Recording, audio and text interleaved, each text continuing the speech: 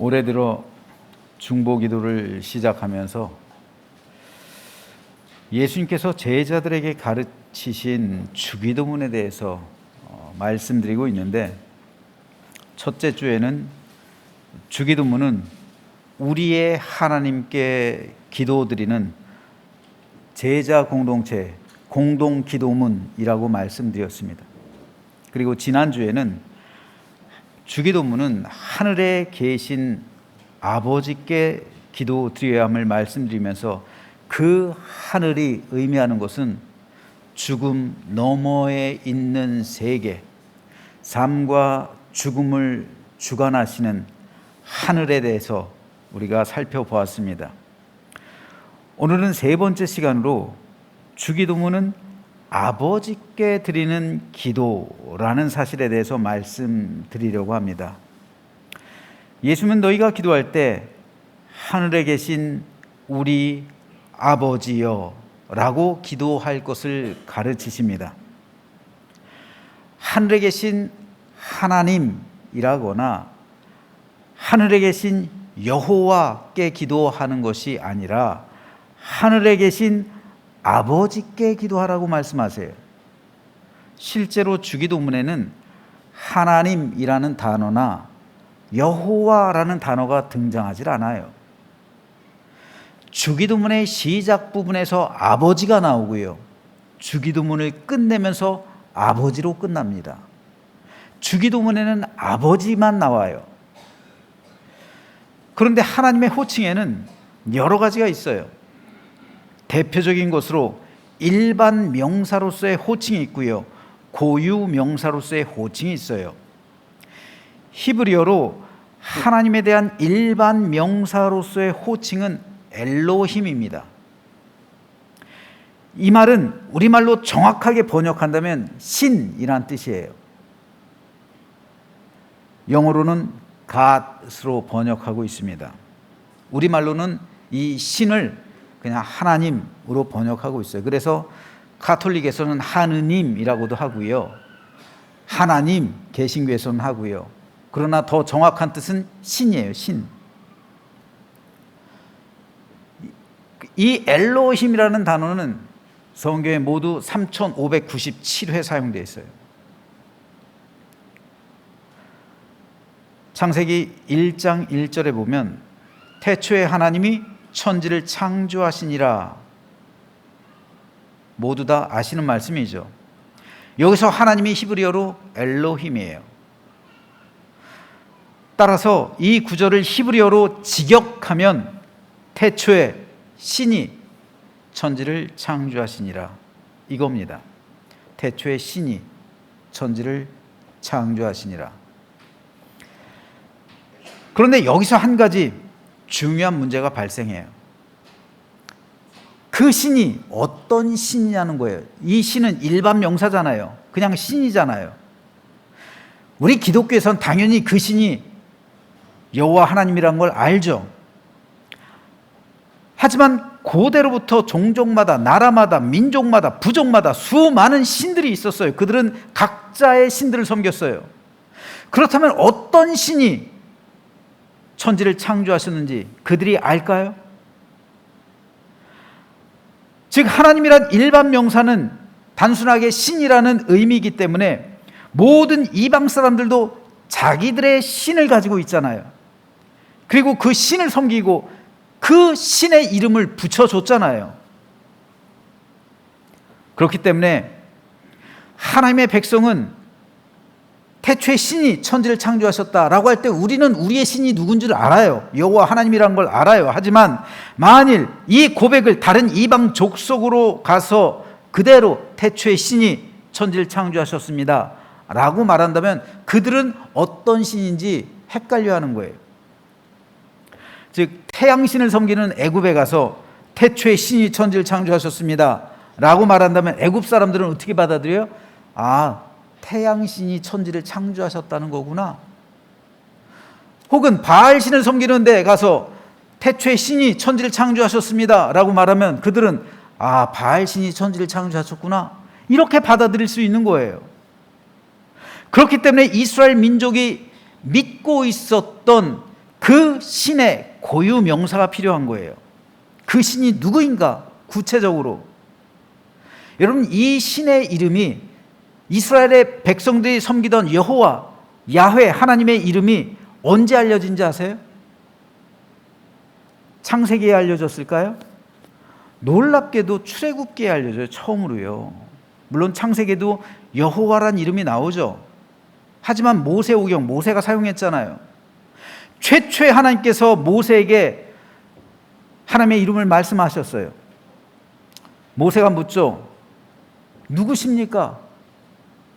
떨기나무에서 불꽃 가운데 나타난 그 신의 현연을 보면서 누구십니까? 이름이 무엇입니까? 라고 말했을 때 나는 스스로 있는 자다. 나는 스스로 있는 자다. 이것이 바로 하나님께서 직접 말씀하신 하나님의 이름이에요. 바로 여기서 야훼라는 하나님의 고유 명사가 나오는 거예요. 나는 스스로 있는 자다. 이거를 자음으로만 붙이면 야훼가 되는 거예요. 그래서 야훼가 이때로부터 하나님의 고유 명사가 된 겁니다. 세상의 모든 신은 인간이 만든 신이에요. 왜냐하면 인간들이 그 이름들을 다 갖다 붙였기 때문에 그래요. 고대 세계에서 이름을 짓는다는 것은 소유권을 의미했어요. 아버지가 아들의 이름을 짓는 거지 아들이 아버지의 이름을 짓는 게 아니에요. 주인이 종의 이름을 지어주는 것이지 종이 주인의 이름을 짓는 게 아닙니다. 고대에는 이 관념이 철저해서 이름을 붙여주는 자는 그에 대한 소유권이 있었어요. 그래서 하나님께서는 아브람은 그 육신의 아버지 데라가 지어준 거죠. 그 이름을 아브라함, 사레 그걸 사라, 야곱 그것을 이스라엘 다시 이름을 붙여줘요. 너의 소유권은 나에게 있다는 거예요. 이름을 바꿔주시는 거예요. 하나님께서 하나님의 형상대로 사람을 창조하셨을 때 하나님께서 아담에게 세상을 다스릴 권한을 주시죠. 위임하시는 거예요. 그때 아담이 처음으로 한 일이 뭡니까? 세상 모든 것들에 이름을 붙여줘요. 이름을 지어주는 겁니다. 이것은 아담의 주권과 소유권을 의미하는 거예요. 마찬가지로 사람이 누군가의 이름을 지어준다는 것은 그에 대한 지배권, 소유권을 상징하는 겁니다. 따라서 사람이 신의 이름을 지어줬다. 그러면 사실상 그 신에 대한 지배권과 통제권과 소유권은 인간에게 있는 거예요. 결국은 인간이 신을 만든 것이고 신에 대한 소유권은 지배권을 가지고 있는 거예요. 이것은 오늘에까지 이어지는 현상입니다. 그러므로 이방 사람은 자신이 만든 신에게 경배하며 자기 소원을 빌어요. 그러나 실상은 자기 자신에게 비는 거예요. 이것은 실상 자기 암시, 자기 최면입니다. 즉 세상에 속한 신은 인간이 만든 거예요. 그러니까 인간이 신들의 이름을 붙여주잖아요. 이름을 붙여준다는 것은 그 신이 나의 소유라는 거예요. 결국 그 신을 지배하고 있는 존재는 사람이에요. 신이 아니에요. 신이 사람을 지배하는 게 아니라 사람이 신을 지배하고 있는 거예요. 이것이 세상 사람이 섬기는 신의 실제 모습입니다. 다시 말해서 인간의 지배 아래서 인간의 탐욕을 채워주기 위해 만들어진 신, 다시 말해서 인간 욕심의 허상, 이게 바로 신들의 실체예요. 그래서 성경은 그것들을 우상이라고 부르는 거예요. 우상의 본질은 뭡니까? 탐심이에요. 탐심. 내 안에 있는 욕심을 충족시켜주는 것. 그래서 그 욕심을 신에게 가서 비는 거예요. 결국은 뭡니까? 내 욕심이 만족되게 하는 거예요. 그래서 세상 신들의 실체는 돈이에요. 돈. 물질입니다. 하지만 세상의 신들과는 달리 우리가 믿는 여호와 하나님은 하나님의 이름을 직접 밝히신 거예요. 인간이 여호와의 이름을 지어준 게 아니란 말입니다.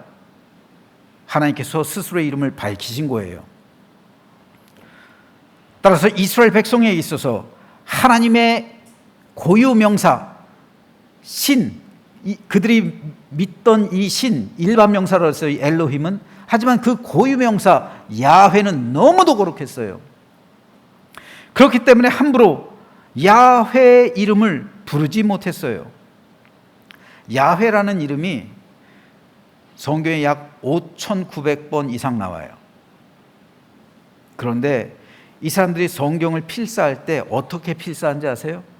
그 이름이 너무도 거룩했기 때문에 야훼라는 이름을 써야 될 순서가 되면은 쿰난에 있는, 여러분 성지순례 갔을 때 쿰난 가보셨죠? 쿰난에서 성경 필사하는 사람이 있잖아요. 근데 예전에 그곳에서 진짜 서기관들, 성경을 필사하는 사람들은 야훼라는 이름이 나오면 그 밑에 있는 목욕탕 있잖아요. 거기 내려가서 목욕을 해요. 그리고 붓도 깨끗이 빨아요. 그리고 야훼라는 이름을 쓰는 거예요. 야훼라는 이름 한 글자를 쓰기 위해서 그렇게 썼어요. 그리고 또다시 야훼가 나오면 또다시 내려가는 거예요. 또다시 목욕을 해요. 또다시 붓을 빨고 올라와서 다시 야훼를 써요. 이걸 5,900회를 하는 거예요. 성경을 필사하면서. 얼만큼 그들이 야훼라는 이름을 존중해 여겼으면 그렇게 성경을 필사했을까요? 그렇기 때문에 글로도 그렇게 쓰는데 입으로는 야훼라고 말을 못하는 거예요. 감히 야훼라고 하나님의 이름을 함부로 부르지 못했어요.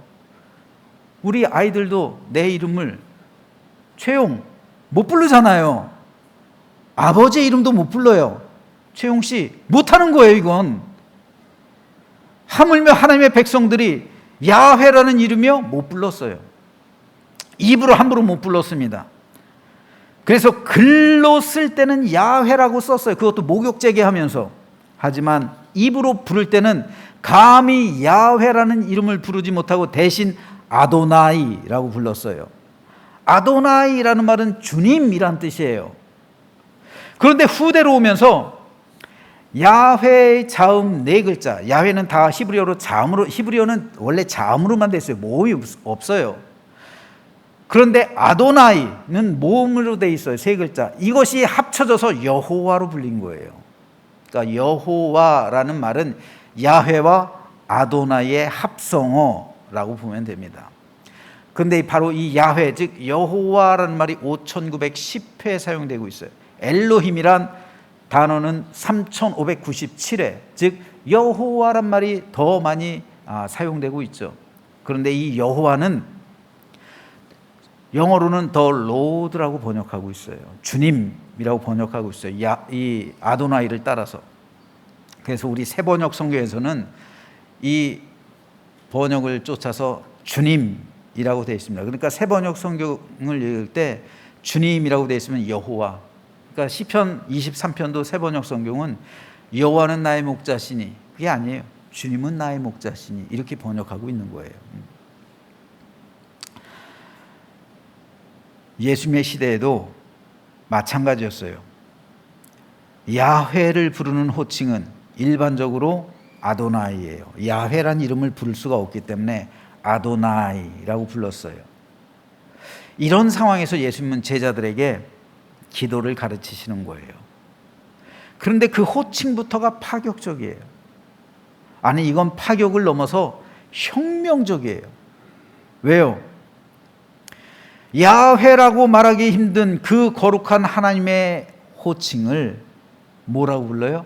아빠라고 부르기 때문입니다. 아버지에 해당하는 헬라어 파테르는 유대인이 당시 사용하던 일상 언어인 아람어로 아빠예요. 아빠. 우리말 아빠하고 똑같아요. 아빠. 어린 아이가 아버지를 부를 때 아빠라고 그러죠.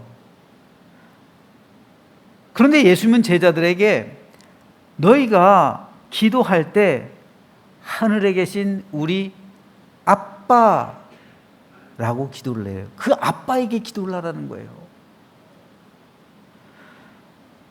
이것은 당시 세계에서 있을 수 없는 말이에요. 하나님을 아빠라니. 그럼 네가 하나님의 아들이야? 이렇게 나오는 거잖아요. 하나님의 아빠라면 나는 아빠의 아들. 그럼 네가 신이야? 네가 하나님이야? 네가 여호와야? 이렇게 나오는 거예요. 신성모독이죠.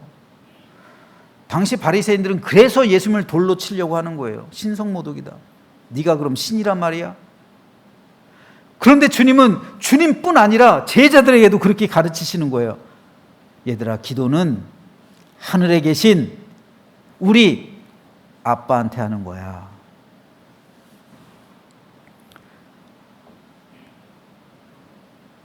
이것은 왜 주님께서 이것을 말씀하셨을까요? 이 기도를 통해서 주님께서 말씀하신 것이 두 가지예요. 첫째는 하나님과 너희의 관계가 변했다는 거예요. 근본적으로 변했어요. 모세를 중보자로 한 구약의 옛 언약은 하나님과 주종관계예요. 하나님이 주님이고요, 이스라엘은 백성이에요. 하나님이 주인이면 이스라엘은 종이란 말이에요. 주종관계예요. 그런데 예수님은 이 관계를 새롭게 설정하시는 거예요. 즉 예수님을 중보자로 한 새 언약은 하나님과 우리가 주종관계로 맺어진 것이 아니라 부자관계로 맺어졌다는 것을 선언하시는 거예요. 왜냐하면 옛 언약을 위해선 어린 양의 피를 흘려야 됐잖아요. 하지만 새 언약을 위해선 하나님의 아들 예수님의 피를 흘리셨어요. 중보자 모세는 하나님과 이스라엘 백성 사이에서 언약을 맺은 후 맺기 위해 어떻게 했어요? 금식했잖아요. 40일 동안. 그렇잖아요. 모세가 죽었어요? 모세가 중보자가 돼서 죽었습니까? 아니에요. 모세는 살아 있었어요.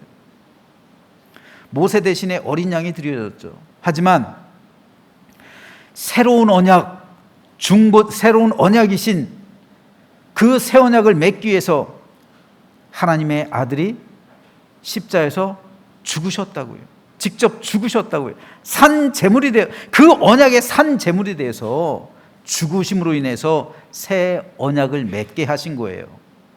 이것이 모세와 예수님과의 결정적인 차이예요. 예수님은 자신을 드렸어요. 자기 목숨으로 새 언약을 주신 거예요. 하지만 모세는 죽지 않았잖아요.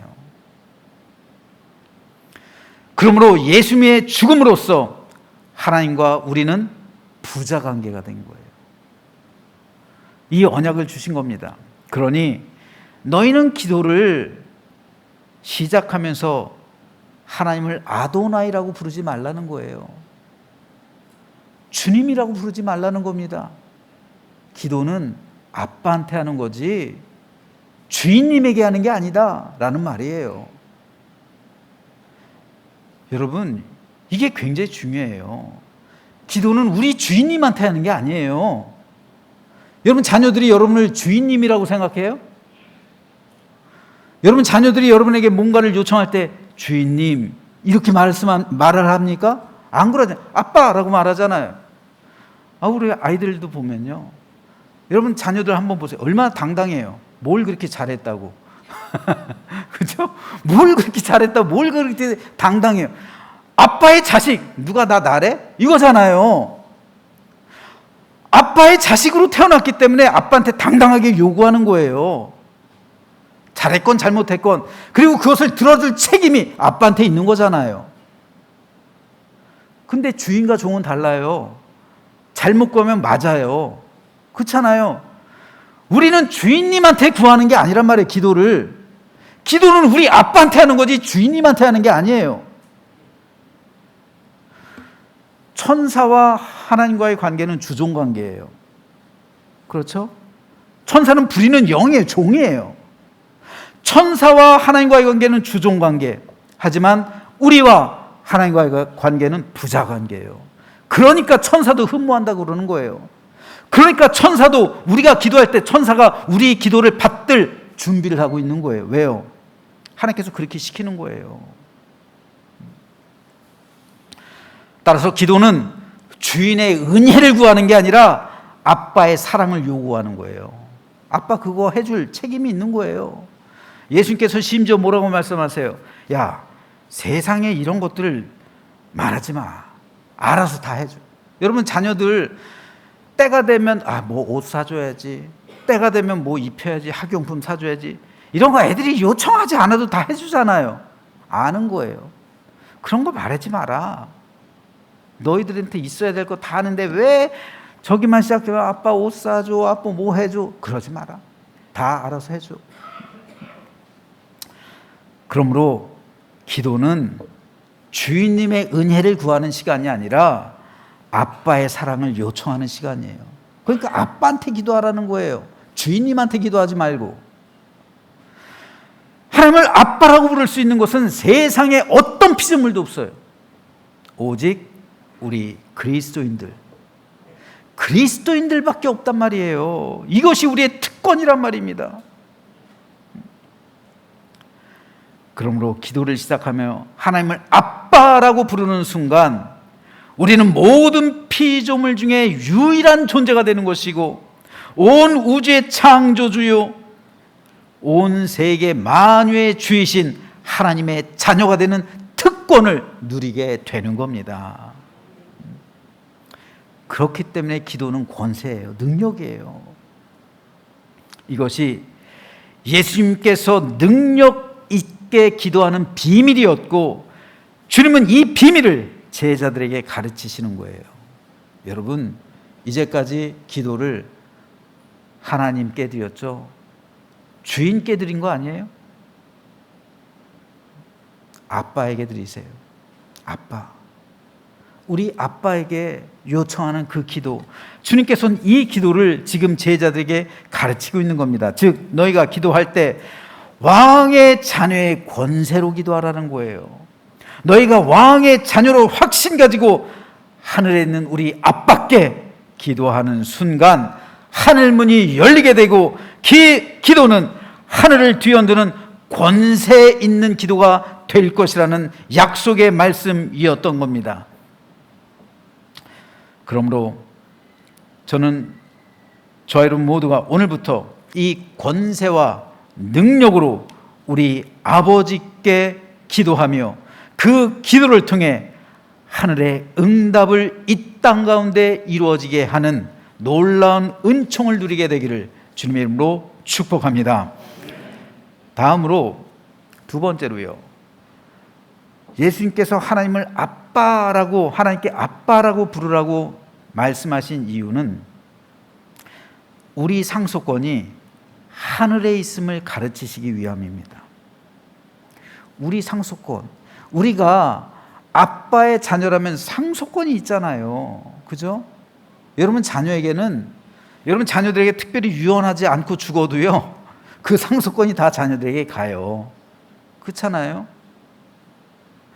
아빠의 자식이기 때문에 아빠가 가지고 있는 것을 상속받을 수 있는 권리가 있는 거예요. 우리가 하늘에 있는 우리 아빠의 자녀가 되었다면 하늘에 있는 우리 아빠에게서 모든 것을 물려받을 수 있는 그 상속권이 우리에게 주어지는 겁니다. 이것을 주님께서 말씀하시는 거예요. 하나님을 아빠로 부르는 자들의 영에는 하늘의 것을 상속받는다는 거예요. 이것이 바로 그 상속권의 축복이 바로 우리에게서 가장 큰 특권이요 축복이 된다는 말입니다. 그 상속권은 하늘에 속한 영원한 생명이요 참된 복락과 행복입니다. 그것은 영원한 시간 속에서 하나님과 함께 누릴 진정한 자유와 기쁨과 평강이요 영생의 삶입니다. 우리는 하나님 나라에서 왕의 자녀로서 영광스러운 영원의 삶을 살아갈 수 있는 그 상속권을 부여받은 겁니다. 이것이 우리가 왕의 자녀로서 받게 될 상속권이에요. 하지만 우리가 여기서 혼동하지 말아야 될 것이 있습니다. 그 상속권은 어디에 있다고요? 하늘에 있다고요. 그래서 지난주에 말씀드린 것처럼 하늘에 계신 우리 아버지, 우리의 상속권은 하늘에 있는 거예요. 이 땅에 있는 게 아니란 말입니다. 그래서 마귀는 뭐라고 그랬습니까? 이 땅에 있는 것들로만 준다고 그랬잖아요. 세상 우상은, 세상 신들은 이 땅에 있는 것들만 줘요. 그리고 세상에 속한 사람은 이 땅에 있는 것들만 바라면서 살아요. 유튜브에 보니까요, 많은 사람들이 나와서 부자가 되는 법, 어떻게 많은 것을 누리고 어떻게 경제적 자유를 누릴지 좋죠. 경제적 자유 얼마나 좋아요. 내가 일하지 않는데도, 내가 자고 있는데도 막 돈이 들어온대요. 그렇게 현금 흐름을 만들래요. 지혜 있는 사람들이죠. 뭐 그렇게 세상 살아가는 게 나쁘다는 게 아니에요. 그런데 생각해 봅니다. 죽은 다음엔 어떨라고 저러지? 죽은 다음엔 어쩌려고 저러지? 자기의 노후에 대해서 준비는 하는데 죽음 이후 하늘에 대해서는 준비를 안 해요.